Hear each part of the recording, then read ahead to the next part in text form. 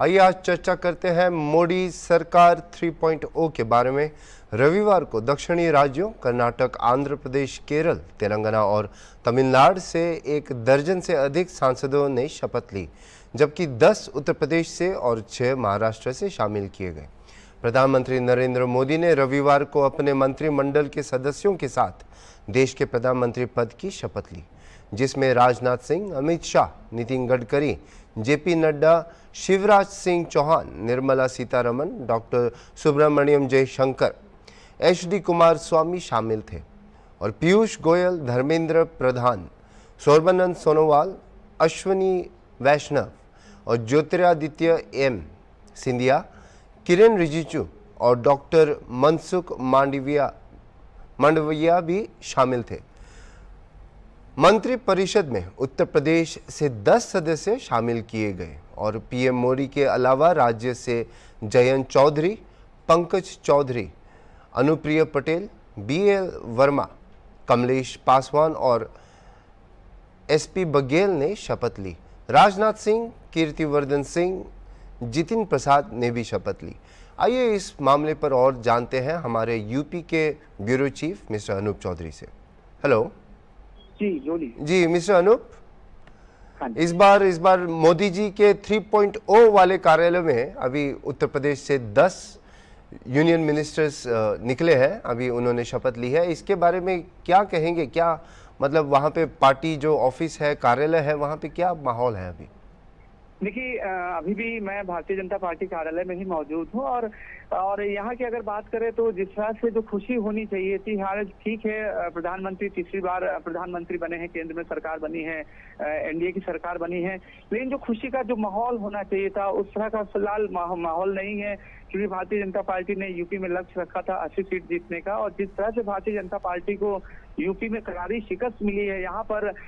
Samajwadi party सबसे बड़ी party बनकर निकली है और पूरे देश के हिसाब से देखा जाए तो समाजवादी तीसरी बड़ी पार्टी है, उसके पास 37 सांसद हैं और अगर उसके गठबंधन की बात करें तो 43, कांग्रेस को मिलाकर 43 उसके पास जो है सांसद हैं। ऐसे में जो जीत का कारवा था यूपी में उस पर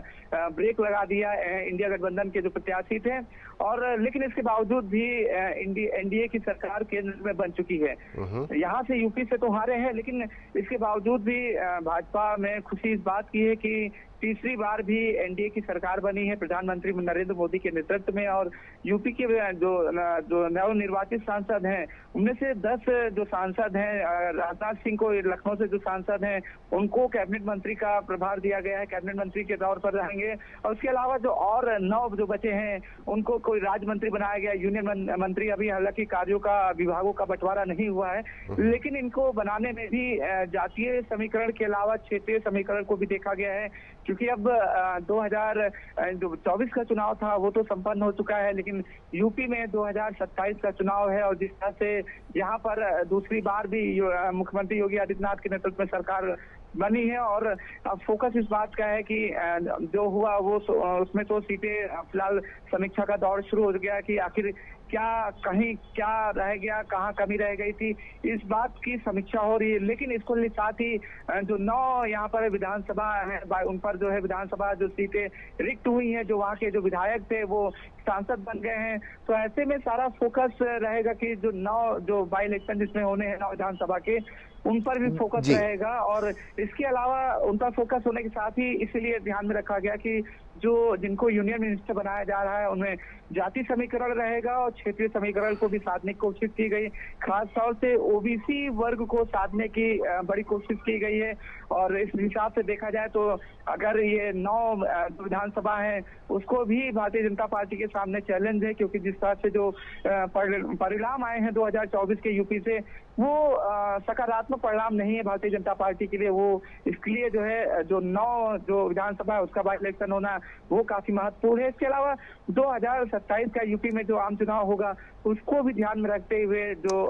10 जो मंत्री हैं यूपी से जो बनाए गए हैं, चाहे वो एसपी बघेल जो आगरा से सांसद हैं वो जीते हैं और बलिया से बागगांव सीट है वहाँ से कमलेश पासवान है, उनको भी जगह मिली है मोदी के मंत्रियों में। इसके अलावा अपना दल एस की जो अनुप्रिया पटेल है वो तीसरी बार वो जीती हुई है। सहयोगी इनका दल है, उनको भी भारतीय जनता पार्टी में मोदी की कैबिनेट में जो है जगह मिली है। इसके अलावा जो आरएलडी है, राष्ट्रीय लोकदल, उसका पश्चिमी उत्तर प्रदेश में काफी दबदबा रहा है और उसको भी भारतीय जनता पार्टी की सहयोगी पार्टी है आरएलडी, वो भी 2 सीटें वहां से यूपी से निकाली है। तो उसमें जयंत चौधरी जो आरएलडी प्रमुख हैं, उनको भी मोदी मंत्रिमंडल में जगह मिली है। तो कुल मिला के हर वर्ग को साधने की कोशिश की गई है और यही वजह है कि जो 10 मंत्री हैं यूपी से, राजनाथ सिंह जी को मिला के उनको कैबिनेट मंत्री का प्रभार मिला है, कैबिनेट मंत्री के तौर पर रहेंगे। लेकिन जो 9 और यूनियन मिनिस्टर हैं उनको इस हिसाब से रखा गया है, चुना गया है, ताकि भाजपा जो है जातीय समीकरण के साथ साथ क्षेत्रीय समीकरण साध सके आने वाले समय को देखते हुए। जी मिस्टर अनूप, मैं आपसे ये पूछना चाहता था कि देखिए इस बार सबको मालूम है कि बहुत निराशाजनक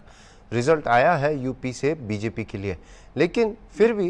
30+ सीट्स, 33 ऐसे सीट्स जीत के वहाँ से भी फिर उन्होंने 10 यूनियन मिनिस्टर सेलेक्ट किए हैं। वो क्यों हुआ है? क्योंकि मतलब दूसरे स्टेट्स भी हैं जहाँ पे बहुत उनको सफलता मिली है, लेकिन यूपी में ये 10 सीट फिर से वापस देने का क्या फोकस है?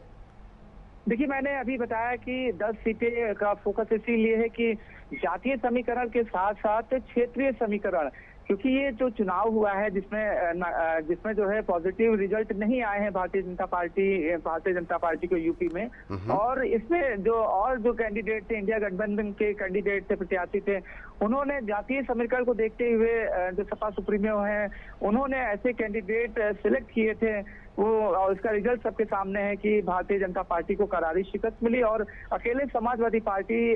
को 37 सीटें उसको जो है खाते में गई हैं। और उसका सहयोगी दल की कांग्रेस की, क्योंकि गठबंधन के तहत है, कांग्रेस को 6 सीटें मिली, कुल मिलाकर 43 सीटें जो है इंडिया गठबंधन के खाते में आई हैं। तो ऐसे में जब ये जीत का जो फार्मूला था विपक्ष का यानी इंडिया गठबंधन का, उसने जातीय समीकरण के साथ साथ जो क्षेत्रीय समीकरण था कि कैंडिडेट का अपने क्षेत्र में किस तरह का प्रभाव है, उसका अपनी जात में कितनी पैठ है, उस हिसाब से सिलेक्ट कैंडिडेट उनको डिक्लेयर किया गया था। और यही वजह रही कि समाजवादी पार्टी यानी इंडिया गठबंधन के प्रत्याशी काफी यहाँ पर उनकी बड़ी जीत हुई। और यही अब देखते हुए कि जब समीक्षा का दौर शुरू हुआ तो इसमें भी यही निकल कर आया कि जो जातीय समीकरण था, क्षेत्रीय समीकरण था, वो कहीं ना कहीं उसको साधने में कोई कमी रह गई थी। जो कैंडिडेट थे उसको सिलेक्शन में कहीं ना कहीं जातीय और क्षेत्रीय समीकरण का जो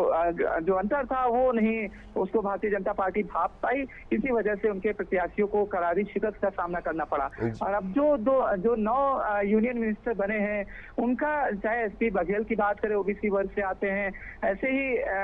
जो बांसगांव है, कमलेश पासवान, वो भी दलित समुदाय से आते हैं, और अनुप्रिया पटेल हैं, और इसके अलावा जो आरएलडी प्रमुख हैं, इन सबको यानी कि जातीय समीकरण के साथ साथ जो क्षेत्रीय समीकरण है, यानी कि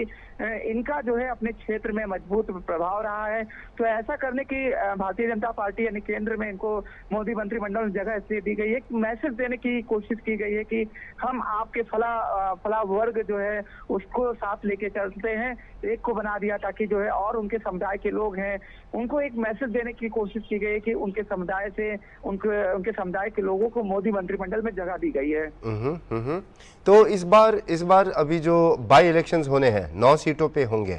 तो इस बाई इलेक्शंस पे क्या कुछ असर पड़ेगा? इस बार के जो लोकसभा के जो चुनाव के रिजल्ट्स आए हैं, इसका कुछ असर पड़ेगा क्या? डबल इंजन की सरकार थोड़े प्रॉब्लम में लग रही है आपको?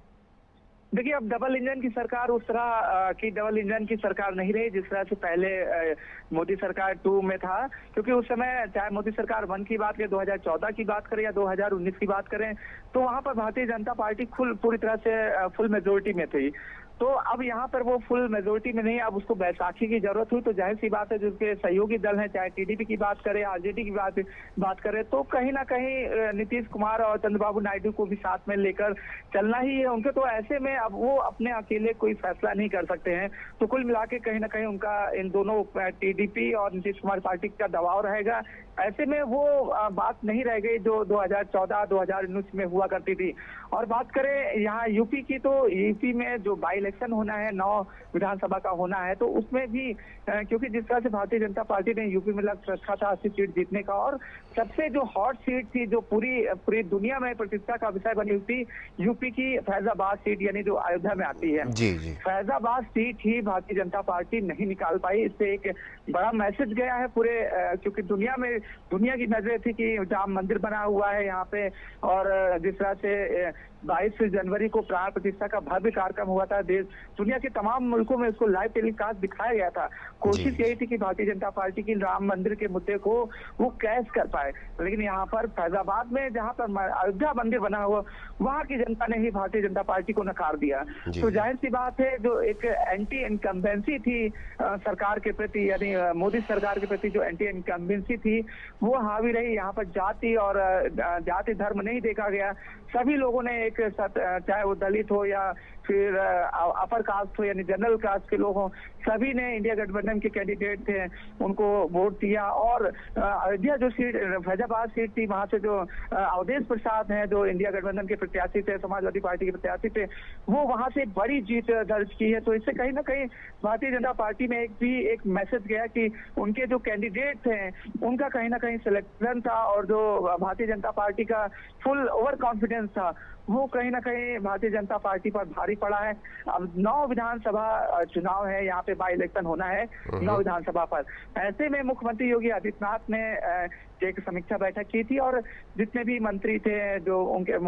योगी के मंत्रिमंडल के लोग सहयोगी सदस्य थे, उनको कल जो है मुख्यमंत्री ने कहा कि अब वो जो 9 विधानसभा है वहां पर फोकस करें, और ताकि जो ये अभी जो रिजल्ट आए हैं, नकारात्मक जो रिजल्ट आए हैं, उसकी थोड़ा सा उसकी धुंध को कम कर सके। इसी वजह से मुख्यमंत्री योगी आदित्यनाथ ने समीक्षा बैठक की थी। अपने जो मंत्री थे उनको निर्देश दिए थे कि ज्यादा से ज्यादा समय क्षेत्र में रहें, लोगों की समस्याओं को सुने। और रही 2024 का जो चुनाव है, जो भारतीय जनता पार्टी के कैंडिडेट थे, ये बात निकल कर सामने है कि हर जगह लगभग कुछ एक सीटें को छोड़ दिया जाए तो भारतीय जनता पार्टी के कैंडिडेट का हर जगह विरोध हुआ। लेकिन इसके बावजूद भी जो चीजें निकल कर आई थी, भारतीय जनता पार्टी के प्रत्याशी के तौर पर उनका विरोध हो रहा था। उसके बावजूद भी यहाँ पर जो चुनाव था वो प्रधानमंत्री नरेंद्र मोदी के चेहरे पर लड़ा गया था। इस वजह से जो सीटें मिली हैं सिर्फ और सिर्फ प्रधानमंत्री नरेंद्र मोदी के चेहरे को लेकर है, क्योंकि भारतीय जनता पार्टी के कैंडिडेट का यहाँ पर विरोध था। और अब वो विरोध ना हो सके जनता में, क्योंकि उनके कैंडिडेट का आरोप था कि वो जनता के बीच जाते नहीं थे, क्षेत्र में जाते नहीं थे, जनता की समस्याओं को अनसुना कर देते थे, और इसी का खामियाजा भारतीय जनता पार्टी को यूपी में उठाना पड़ा है। अब वो चीजें, अब जो डैमेज कंट्रोल था उसको करने की, डैमेज कंट्रोल जो है उसको करने की शुरू हो गई है कि किसी तरह से जो कमियां रह गई थी, कमियां हुई थी, अब वो कमी अब फ्यूचर में ना हो, चाहे वो 9 विधानसभा पर होने वाले बाई इलेक्शन हो या फिर 2027 का जो चुनाव होना है यूपी में, उसमें किसी तरह की कोई कमी ना हो। इसको लेकर डैमेज कंट्रोल करना शुरू कर दिया गया है। जी जी जी, ठीक है ठीक है। आपके विस्तृत डिटेल के लिए बहुत धन्यवाद, हमसे जुड़ने के लिए धन्यवाद।